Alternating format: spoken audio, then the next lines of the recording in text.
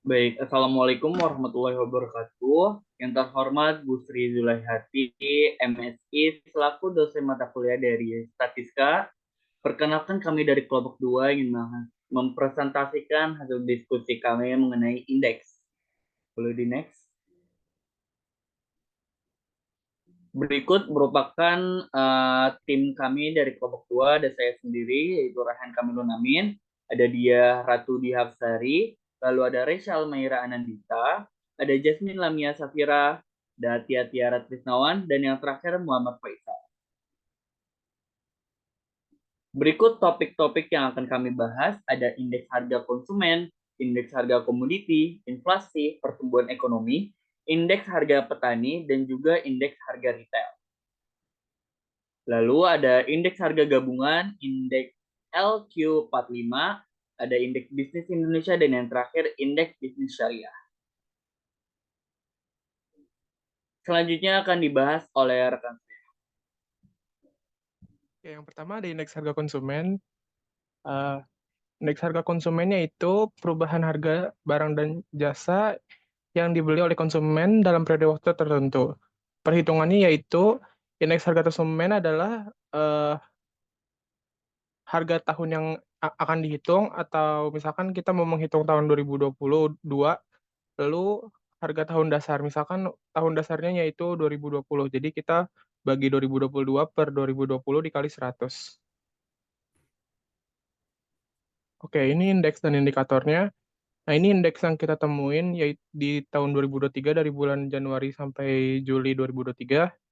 Nah, indikator yang dipakai adalah harga sekumpulan barang tertentu yang berkaitan dengan kumpulan rumah tangga seperti bahan makanan, sandang, tempat tinggal, dan aneka barang dan jasa mulai tahun 2020 dan digunakan tahun dasar tahun 2018.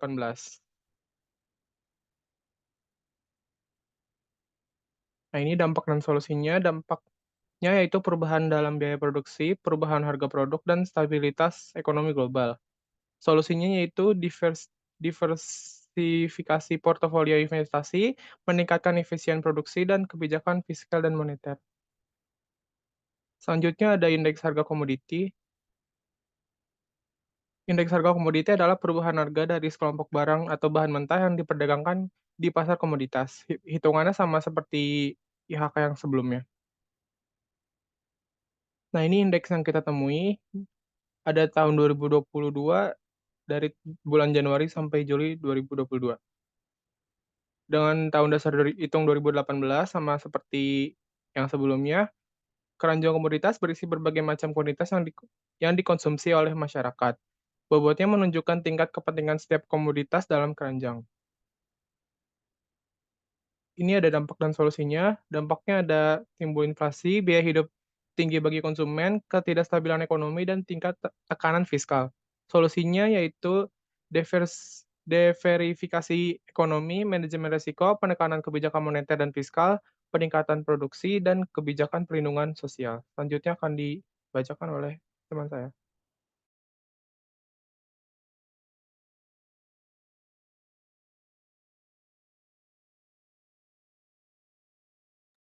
Selanjutnya ada inflasi. Nah, inflasi sendiri adalah fenomena di mana terjadinya kenaikan umum dan berkelanjutan dalam harga barang dan jasa dalam suatu perekonomian. Nah, rumus inflasi sendiri adalah IHK tahun yang dicari dikurang IHK tahun sebelumnya per IHK tahun sebelumnya dikali 100%.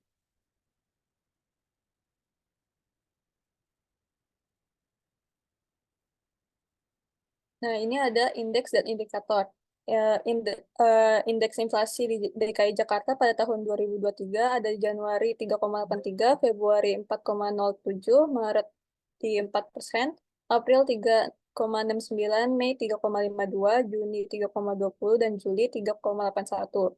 Sementara indikator dari inflasi sendiri adalah perubahan harga barang dan jasa yang biasa dikonsumsi oleh rumah tangga, dan adanya IHP yang mengukur perubahan harga-harga barang yang dihasilkan oleh produsen. Nah, inflasi tahun 2023 ini menggunakan tahun dasar 2018. Nah, selanjutnya ada dampak dan solusinya. Nah, dampaknya itu yang pertama adanya menurunkan kesejahteraan masyarakat dan stabilitas perekonomian suatu negara. Yang kedua ada distribusi pendapatan yang akan memburuk. Yang ketiga ada suku bunga yang meningkat. Nah, bagaimana sih solusinya? Yang pertama ada peningkatan investasi dan inovasi. Yang kedua adanya penambahan produktivitas. Yang ketiga adanya pengendalian upah. Yang keempat ada intervensi pasar. Dan yang kelima adanya kebijakan moneter dan fiskal yang ketat.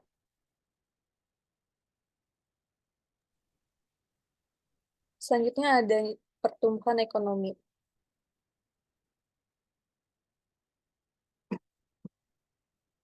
Nah, pertumbuhan ekonomi adalah peningkatan yang berkelanjutan dalam output barang dan jasa dari suatu perekonomian. Nah, rumus dari pertumbuhan ekonomi sendiri adalah produk domestik bruto tahun yang dicari dikurang produk domestik bruto tahun sebelumnya per PDB tahun sebelumnya dikali 100%.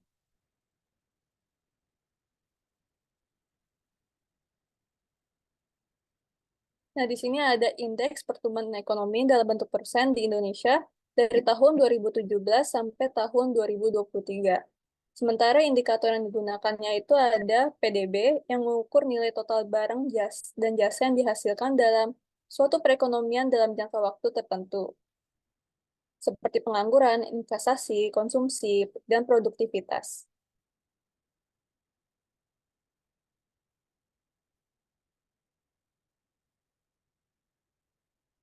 Nah, selanjutnya ada dampak dan solusinya. Dampaknya itu yang pertama adanya ketimpangan pendapatan. Yang kedua ada peningkatan populasi, dan yang ketiga adanya perubahan gaya hidup. Solusinya yang pertama kita harus membuat lapangan kerja yang baru, yang kedua melaksanakan program keluarga berencana, yang ketiga adanya menurunkan sikap konsumerisme. Selanjutnya akan dilanjutkan oleh rekan saya. Selanjutnya yang kelima ada indeks harga petani.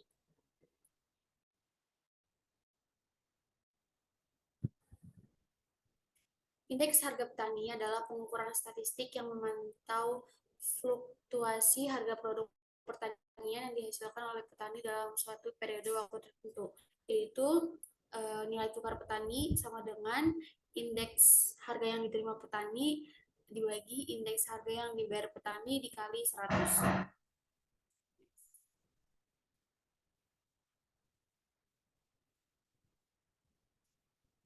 Selanjutnya, indeks nilai tukar petani di daerah Jakarta pada tahun 2023 dari bulan Januari sampai Juli.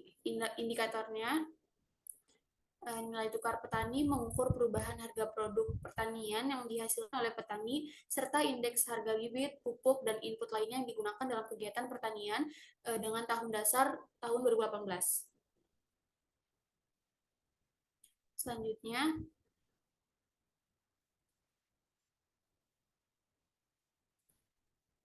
dampaknya yaitu yang pertama pendapatan petani, yang kedua harga pangan, yang ketiga stabilitas regional ekonomi. Nah, solusinya adalah yang pertama kebijakan pertanian yang berpihak, yang kedua diversifikasi pertanian, yang terakhir peningkatan infrastruktur dan akses pasar. Selanjutnya, indeks harga retail.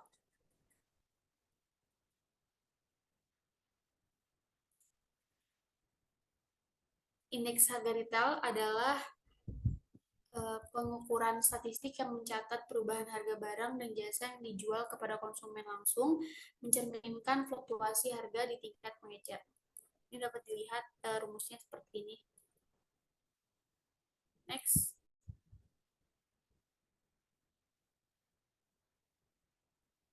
Nah, di sini ada indeks penjualan retail di daerah Jakarta tahun 2023 dari bulan Januari sampai Juli. Indikatornya, indeks harga retail mencakup pengukuran perubahan harga barang dan jasa yang dijual kepada konsumen akhir dalam suatu wilayah atau negara dengan menggunakan tahun dasar, yaitu tahun 2018. Selanjutnya, Dampaknya yang pertama, persaingan yang ketat, yang kedua, perubahan konsumen, yang ketiga, ketidakpastian pasokan.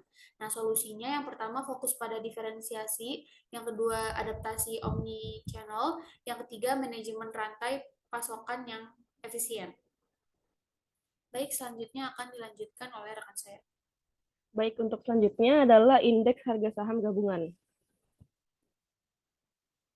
Nah, indeks harga saham gabungan ini adalah ukuran statistik yang mewakili pergerakan rata-rata harga saham dari sekelompok perusahaan yang terdaftar di Bursa Efek dalam suatu negara atau wilayah. Ini memberikan gambaran tentang kinerja dalam keseluruhan pasar saham. Berikut adalah indeks harga saham gabungan yang berada di angka 7.294,21. Oke, selanjutnya adalah indeks dan indikator harga saham gabungan di DKI Jakarta tahun 2022.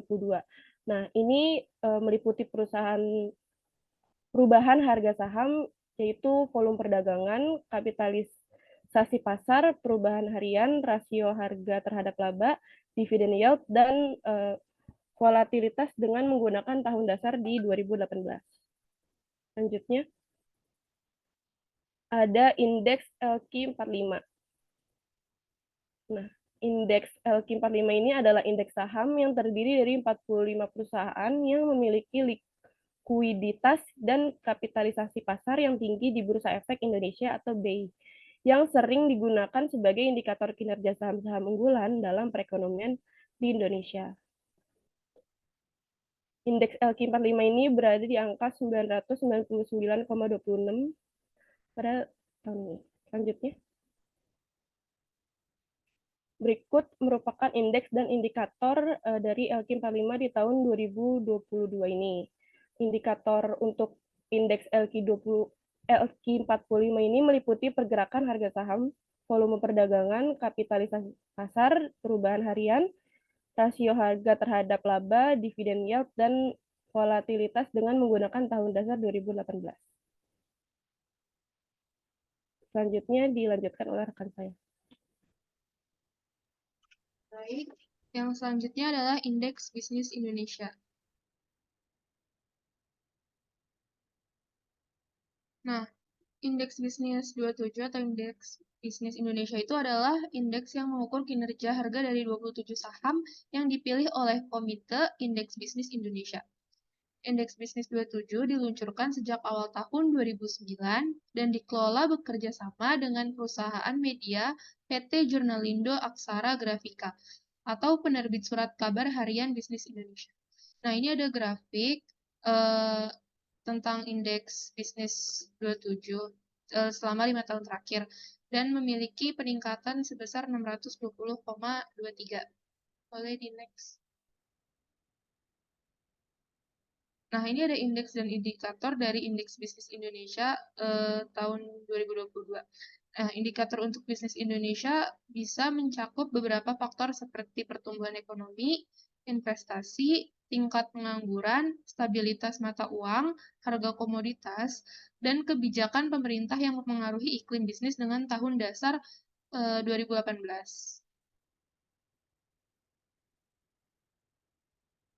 Nah, yang ke-10 atau yang terakhir itu ada indeks bisnis syariah. Indeks bisnis syariah adalah indeks pasar saham yang mencakup perusahaan-perusahaan yang beroperasi sesuai dengan prinsip-prinsip syariah Islam atau ajaran Islam. Prinsip-prinsip syariah ini meliputi larangan terhadap kegiatan yang dianggap tidak sesuai dengan ajaran Islam, seperti riba atau bunga, perjudian, minuman keras, dan industri yang terkait dengan daging babi atau produk-produk yang tidak halal. Nah, ini ada indeks dan indikator bisnis syariah DKI Jakarta pada tahun 2020. Nah, indikator itu adalah indeks bisnis syariah mencakup pematuhan terhadap standar akuntansi syariah, larangan perjudian, menjauhi riba, kepatuhan terhadap etika bisnis Islam, tidak menjual produk haram, serta pemisahan keuangan antara yang bersumber dari halal dan haram. Tahun dasar pengukuran itu ada di tahun 2018. Oke, selanjutnya ada kesimpulan yang akan dibacakan oleh rekan saya. Baik, Setelah presentasi yang kami sampaikan, tidak kurang kita akan menyampaikan kesimpulan, yaitu materi yang telah dipaparkan mencakup pengukuran dan analisis berbagai indikator ekonomi yang penting seperti inflasi, pertumbuhan ekonomi, dan harga konsumen. Ada juga nih indeks lainnya seperti indeks harga komoditas dan juga harga petani. Hal ini kan memberikan gambaran yang spesifik tentang perubahan harga dalam sektor tertentu. Nah, sekian hasil presentasi dari kelompok 2. Kurang lebihnya mohon maaf. Wassalamualaikum warahmatullahi wabarakatuh.